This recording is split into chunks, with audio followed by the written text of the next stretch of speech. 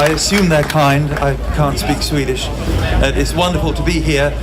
We couldn't have asked for a more beautiful place to launch this tour of the exhibition around Sweden. The inspiration for Whole Earth, the new exhibition, is Bob Dylan's song, "The Hard Rains Are Gonna Fall." I had the idea years ago to illustrate each line of the song, and the exhibition that resulted traveled around the world. It shows how all our global problems are linked by cause and effect. It shows that we have to tackle all of them together. But Hard Rain was always just half an exhibition. Whole Earth is the other half, the missing element. The question mark in the title is this: are we bold and brave enough to act in favor of the future? Or to put it another way, is there intelligent life on Earth? You understand? We are very clever as a species, but we put men on the moon before we put wheels on suitcases. We sometimes get our priorities wrong. Okay, now I want to get my priorities right and thank the team who made this exhibition possible. Bob Dylan's words are at the heart of the exhibition. Lloyd Timberlake wrote the text in Whole Earth. He is really the leading thinker in the environmental movement. He's a brilliant communicator, and I really recommend that you take enough time to read his words. Sarah, Peter, and Hannah in the Lund team, it's been a real pleasure working with you all. Hundreds of emails, of course, and it's been really great to meet up. Mike Kenny is here. I think he'll be in the background yeah, there he is, right in front of me at the back. The designer, who's done a wonderful job with Dennis Bailey in producing the look of the exhibition. Mark Reynolds over there, close by. He's our eagle-eyed editor. David Craddock, who designed the frames and along with Petter's team overcame all of the initial difficulties in putting the exhibition up. And finally, Doug Johnson, Cedar. Doug kept this project on the road.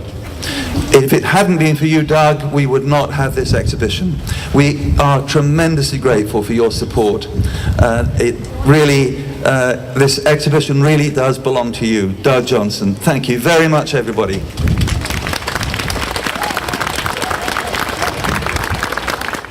Hi, do you want to present yourself? Well, I'm a photographer. My job has been photography, and I think I was the first photographer to specialize in photographing environmental issues.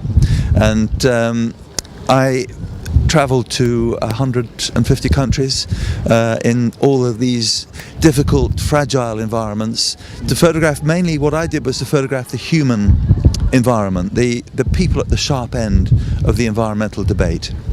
And that's what you see in this in the Hard Rain exhibition, which is pictures that are put together with Bob Dylan's song. And that shows how all of our problems are linked by cause and effect. That was what I wanted to ask you. Yes. We are happy to have you here in Lund. Yeah. And can you explain for us what you're doing here right now? Right. Well, trying to keep warm on a very cold day in May is one thing, and to open this exhibition. Now, Hard Rain has been traveling around the world, and it's been seen by 15 million people, but it's really half an exhibition. The new half, the missing half, is this exhibition here behind me, and that shows solutions to the problems in Hard Rain. And it shows that we've got the technologies, the development strategies, we know the lifestyle approaches that would create a genuinely sustainable civilization.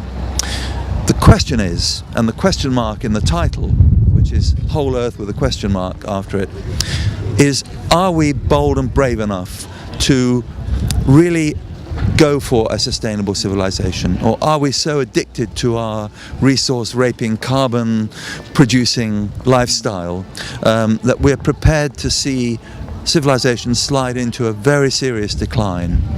So you could put it another way, is there intelligent life on Earth? Are we going to step away from the old destructive patterns of living and adopt the new technologies and ways of living that will create a sustainable civilization? That means a civilization that won't cause the planet to degrade, that will be in as good condition for your children as it is for us, and better actually. We need to repair the damage that my generation has done.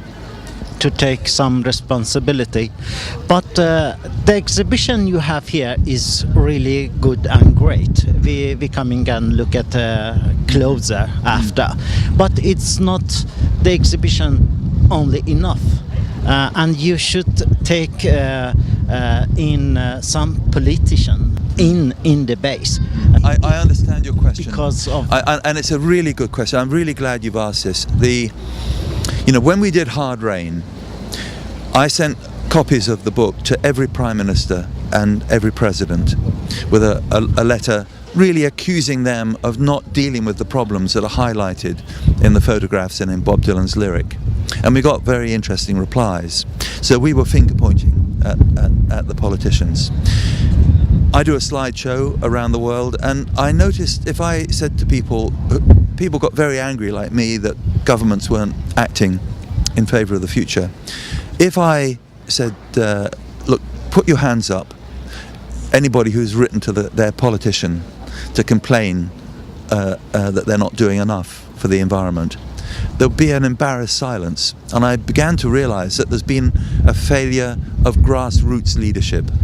Governments need to be bolstered if they are going to be able to divert funds and spend time creating legislation that will produce a sustainable, safe civilization.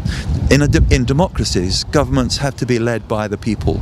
Now, governments can lead and we can lead, but there has to be a dialogue, and that dialogue hasn't been strong enough, anywhere near strong enough.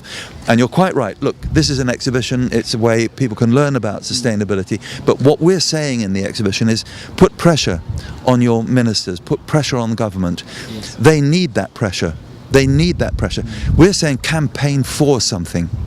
Campaign for a sustainable development. Campaign for sustainable development. You know, the environmental movement's been very good at giving people a platform for campaigning against things, but we're saying this exhibition is inviting people to campaign for a safe future.